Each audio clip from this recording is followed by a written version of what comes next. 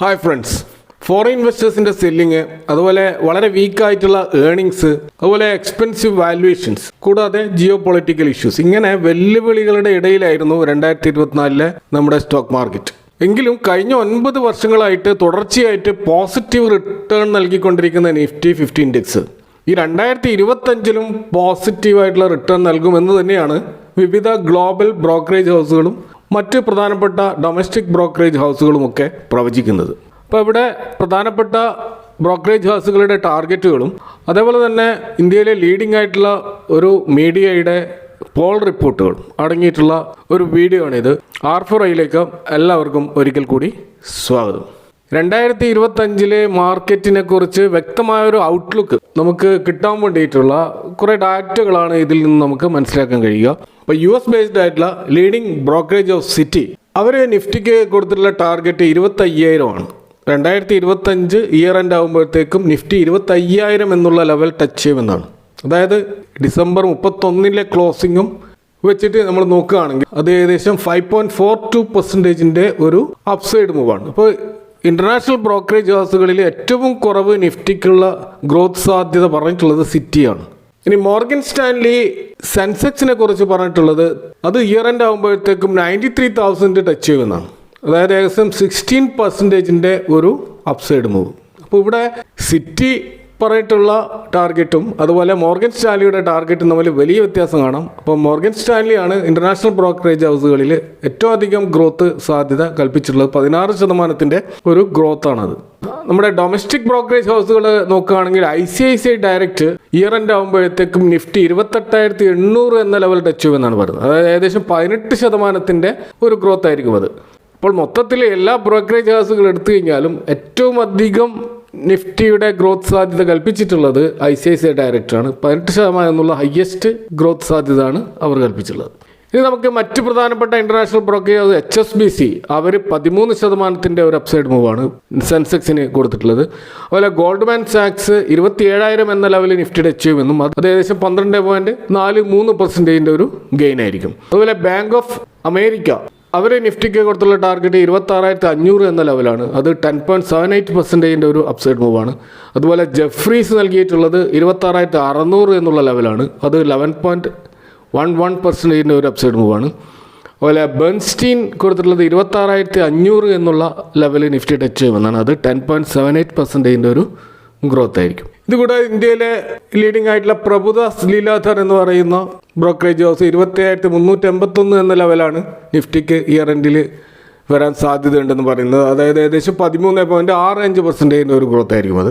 അതുപോലെ ബജാജ് ബ്രോക്കിംഗ് കുറച്ചുകൂടി വലിയൊരു ലെവലാണ് നിഫ്റ്റിക്ക് കൊടുത്തിട്ടുള്ളത്. 28,700 എന്ന ലെവൽ ടച്ച് ചെയ്യുമെന്നാണ് പറയുന്നത്. അത് ഏകദേശം ICICI ഡയറക്റ്റ് പറഞ്ഞതുപോലെ അതിനടുത്ത് ഏകദേശം 17.62% ഒരു അപ്സൈഡ് മൂവ് ആയിരിക്കും. അപ്പോൾ ബ്രോക്കറേജ് ഹൗസുകളുടെ ഈ ഒരു പ്രവചനത്തിൽ നമുക്ക് മനസ്സിലാക്കാൻ കഴിയുന്നത് ഒരു 10-15% ഒരു അപ്സൈഡ് മൂവ് ആവറേജ് നമുക്ക് പ്രതീക്ഷിക്കാമെന്നാണ്. അപ്പോൾ ഈ ഒരു ഡാറ്റകൾക്കിടയിൽ വന്നിട്ടുള്ള മറ്റൊരു ഡാറ്റ, അതായത് CNBC TV18 ഔട്ട്ലുക്ക് 2025 എന്ന പേരിൽ അവർ നടത്തിയിട്ടുള്ള ഒരു മാർക്കറ്റ് പോൾ, അതിൻ്റെ ഒരു റിസൾട്ട് അവർ പുറത്തുവിടുകയുണ്ടായി. ഈ ഒരു മാർക്കറ്റ് സർവേയിൽ 61ഓളം ലീഡിംഗ് ഫണ്ട് മാനേജേഴ്സ് പാർട്ടിസിപ്പേറ്റ് ചെയ്തിരുന്നു.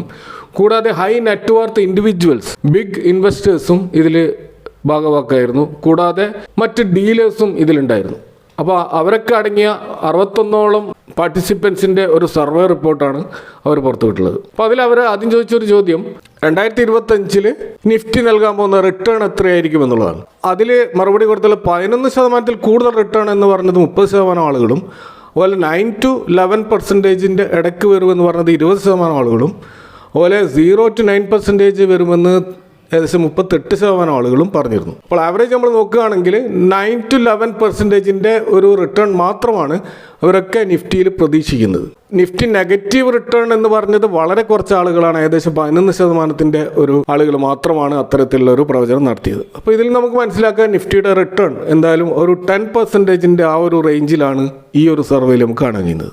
മറ്റൊരു പ്രധാനപ്പെട്ട ചോദ്യം, ലാർജ് ക്യാപ്പാണോ, മിഡ് ക്യാപ്പാണോ, സ്മോൾ ക്യാപ്പാണോ, മൈക്രോ ക്യാപ്പാണോ, ഏതൊരു ബ്രോഡ് മാർക്കറ്റ് ഇൻഡെക്സാണ് ഏറ്റവും നന്നായിട്ട് പെർഫോം ചെയ്യുക എന്നുള്ളതായിരുന്നു.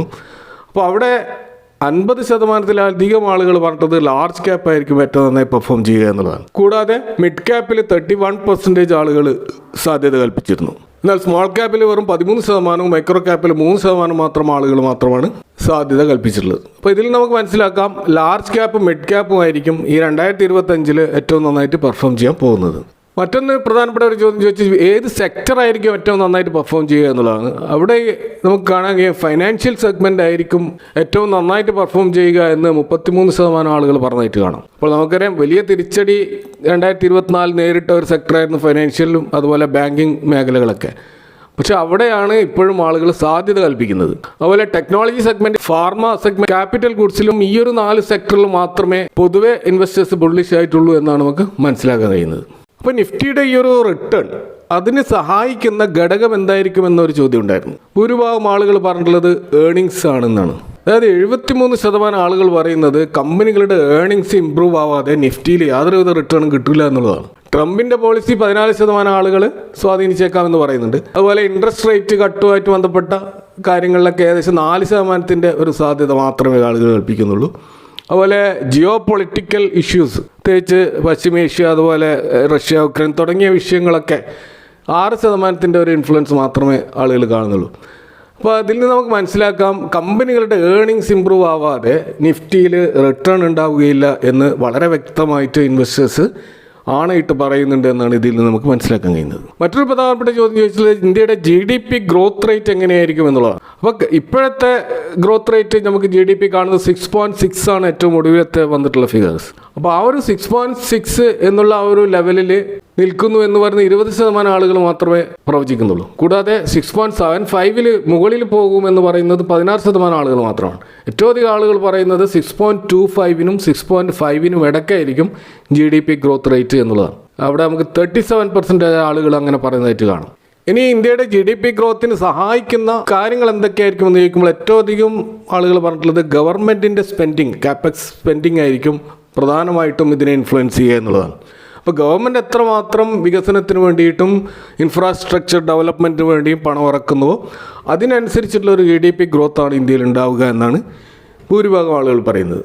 ഇതുകൂടാതെ നമുക്കറിയാം 2024 നമ്മുടെ ഒരു പ്രധാനപ്പെട്ട ഇഷ്യൂ ആയിരുന്നു റുപ്പിയുടെ ഡിവാലുവേഷൻ. റുപ്പിയുടെ വാല്യൂ നമുക്കറിയാം ഇപ്പോൾ കറണ്ട് 85.8 ആണ് ഡോളറായിട്ട് കമ്പയർ ചെയ്യുമ്പോൾ. അപ്പോൾ ആ ഒരു 85-ൽ നിന്ന് അത് 86 to 87 ലെവലിലേക്ക് പോകുമെന്നാണ് 41% ആളുകൾ പറയുന്നത്. എന്നാൽ 87-ന് മുകളിൽ പോകുമെന്ന് 28% ആളുകളും പറയുന്നുണ്ട്. അതുപോലെ 85-ൽ താഴെ വന്ന് റുപ്പി ശക്തമാകുമെന്ന് പറയുന്നത് വളരെ കുറച്ച് പെർസെൻറ്റേജ്, 8% മാത്രമേ പറയുന്നുള്ളൂ. അപ്പോൾ ഇതിൽ നിന്ന് നമുക്ക് മനസ്സിലാക്കാം നമ്മളുടെ ഡിവാലുവേഷൻ ഇനിയും 2025 തുടരുമെന്നുള്ളതാണ്. മറ്റൊരു പ്രധാനപ്പെട്ട ചോദ്യം ചോദിച്ചാൽ RBIയുടെ റേറ്റ് കട്ട് എപ്പോഴായിരിക്കും വരിക എന്നുള്ളതാണ്. Q4, അതായത് ഈ ഒരു FY25-ലുള്ള Q4-ലായിരിക്കും അത് വരിക എന്ന് 48% ആളുകൾ പറയുന്നുണ്ട്. എന്നാൽ അത് 26 Q1-ലായിരിക്കുമെന്ന് 38% ആളുകളും പറയുന്നുണ്ട്. അപ്പോൾ ഇതിൽ നിന്നും ഒന്നുകിൽ ഈ വർഷം Q4-ൽ അതല്ലെങ്കിൽ 2026-ലെ Q1-ൽ ആ ഒരു സമയത്ത് മാത്രമേ റേറ്റ് കട്ട് പ്രതീക്ഷിക്കേണ്ടതുള്ളൂ എന്നാണ് മൊത്തത്തിൽ ഇതിൽ നിന്ന് നമുക്ക് മനസ്സിലാക്കാൻ കഴിയുന്നത്. പിന്നെ മറ്റൊരു ചോദ്യം, ഈ RBI അഥവാ റേറ്റ് കട്ട് കൊണ്ടുവരികയാണെങ്കിൽ അത് 50 പോയിന്റിന് കൂടുതൽ ഉണ്ടാകുമോ എന്ന ചോദ്യത്തിന് 19% ആളുകളും അങ്ങനെ ഉണ്ടാകും എന്ന് പറയുന്നുണ്ടെങ്കിലും ഭൂരിഭാഗം ആളുകൾ പറയുന്നത് അത് ഒരു 50 ബേസിസ് പോയിൻറ്റ്സിൻ്റെ ഒരു കട്ടായിരിക്കും. അതായത് 0.5-ൻ്റെ ഒരു കട്ട് മാത്രമേ ഉണ്ടാവുകയുള്ളൂ എന്നുള്ളതാണ്. കാരണം 49% ആളുകളും അതിനെയാണ് പിന്തുണക്കുന്നത്. അപ്പോൾ ഞാൻ തുടക്കത്തിൽ പറഞ്ഞ പോലെ സംഭവബഹുലമായ 2024-ലെ മാർക്കറ്റ്, അവിടെ നമുക്ക് ഒരു ഇൻട്രീം ബഡ്ജറ്റ് ഉണ്ടായിരുന്നു, കൂടാതെ ഒരു ജനറൽ ഇലക്ഷൻ നടന്നു, കൂടാതെ പല സ്റ്റേറ്റുകളിലും ഇലക്ഷൻ നടന്നു, കൂടാതെ ഒരു ഫുൾ ബഡ്ജറ്റ് വന്നു, കൂടാതെ കമ്പനിയുടെ വീക്ക് ഏർണിങ്സുമായിട്ട് ബന്ധപ്പെട്ട ആശങ്കകൾ വന്നു, മാർക്കറ്റിൽ റാലി നടന്നു, മാർക്കറ്റിൽ ഫോളും നടന്നു. അപ്പോൾ അങ്ങനെയൊക്കെ നോക്കുമ്പോൾ വളരെയധികം വളറ്റൈലായിട്ടുള്ള ഒരു മാർക്കറ്റായിരുന്നു 2024. എന്നാൽ 2024 അപേക്ഷിച്ച് 2025 കുറച്ചുകൂടി വളറ്റിലിറ്റി കുറയുമെന്നാണ് പൊതുവെ സ്ട്രീറ്റ് പ്രതീക്ഷിക്കുന്നത്. അപ്പോൾ കഴിഞ്ഞ 9 വർഷത്തെ ആ ഒരു ചരിത്രം വെച്ച് നോക്കുമ്പോൾ നിഫ്റ്റി പോസിറ്റീവിൽ ക്ലോസ് ചെയ്തുകൊണ്ട് ഈ വർഷവും പോസിറ്റീവിൽ തന്നെ ക്ലോസ് ചെയ്യും എന്നുള്ളത് തന്നെയാണ് പൊതുവെ എല്ലാവരും പ്രതീക്ഷിക്കുന്നത്. അത് പക്ഷേ 10 to 11% ഒരു നോമിനൽ ഗ്രോത്ത് ആയിരിക്കുമെന്നാണ് പൊതുവെയുള്ള ഒരു പ്രവചനം. ഇനി നമുക്ക് പ്രധാനപ്പെട്ട ലീഡിംഗ് ബ്രോക്കറേജ് ഹൗസുകൾ 2025 അവർ സജസ്റ്റ് ചെയ്ത ചില സ്റ്റോക്കുകൾ നോക്കാം. അതിൽ ആക്സിസ് സെക്യൂരിറ്റീസ് സജസ്റ്റ് ചെയ്തിട്ടുള്ളത് Shriram finance, Fortis health care, Prestige estate projects, City Union bank, Ambuja cement, DOMS industries, Ethos, Bharti Airtel, Cipla എന്നീ സ്റ്റോക്കുകളാണ്. മോട്ടിലാൽ ഓസ്വാൾ എന്ന് പറയുന്ന ഇന്ത്യയിലെ ലീഡിംഗ് ആയിട്ടുള്ള ഒരു ബ്രോക്കറേജ് ഹൗസ് സജസ്റ്റ് ചെയ്തിട്ടുള്ള സ്റ്റോക്കുകൾ ഒന്ന് ICICI ബാങ്കാണ്, മറ്റൊന്ന് HCL ടെക്, അതുപോലെ L&T, Zomato, Polycab, Godrej properties, Nippon life AMC, അതുപോലെ Ipca laboratories, lemon tree hotels, P.N. Gadgil jewellers തുടങ്ങിയ സ്റ്റോക്കുകളാണ്. അതുപോലെ ഇന്റർനാഷണൽ ബ്രോക്കറേജ് അസോസിയേറ്റുള്ള ജെഫ്രീസ് പ്രവചിച്ചിട്ടുള്ളത് ICICI bank, Axis bank, SBI bank, Bharti Airtel, JSW energy, TVS, Coal India, Godrej property, Sun Pharma എന്നീ സ്റ്റോക്കുകളാണ്. ഇനി മിഡ് ക്യാപ് സ്മോൾ ക്യാപ് സെഗ്മെന്റിൽ പ്രവചനം നടത്തിയിട്ടുള്ളത് പ്രഭുദാസ് ലീലാധർ എന്ന് പറയുന്ന ബ്രോക്കറേജ് ഫേമാണ്.